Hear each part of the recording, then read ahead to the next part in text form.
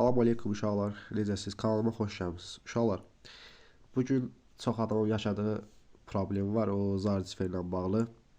Yəni Zarcisferdə Suzuki proqramı, gördüyünüz proqram adını deyə bilmirəm tam. Bu proqram, yəni root girişindən girmir. Zarcisferdə çox vaxt Redmi telefonlar dəstəklənmir. Bu proqramla yetkilendirirsən onu, yəni Zarcisferi yetkilendirirsən, buradan Zarcisferdən dataya girmək olur.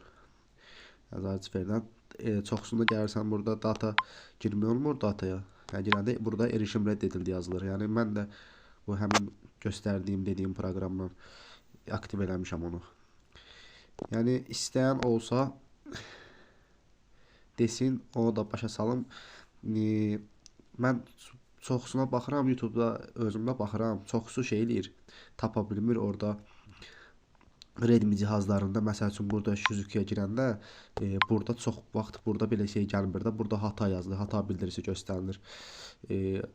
Orada Samsung cihazlarında, Honor cihazlarında tapıb düzəldə bilirlər. Redmilərdə çox insanın başa çıxmır onunla. Yəni onu başa salacağım bugün sizə. Bu yetki olsun da görsənsin burada. Bax uşaqlar, əvvəla geliştirici seçenekləri aktiv eləməlisiniz. Orada Android sürümünün üstünə 4-5 dəfə basırsınız, aktiv olunur. Sonra bir də ki, Xiaomi hesabınız olmalıdır ya da sim kartınız.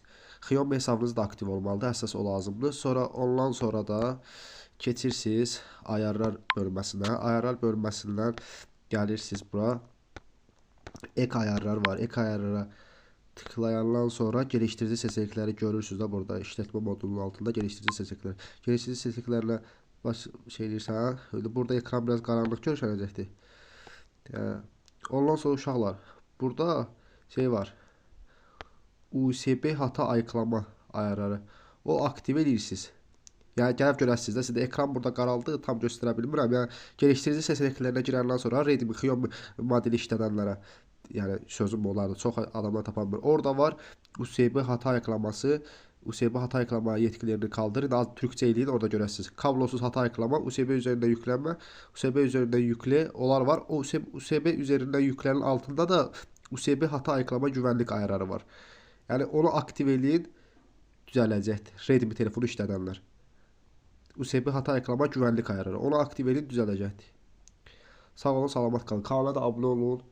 Yəni ki, bayaq dediyim proqramda kim istəyirsə aktiv eləmək, göstərmək, eşləşdirmək yazsın yorumlarda, həll eləyək. Sağ olun, salamat qalın.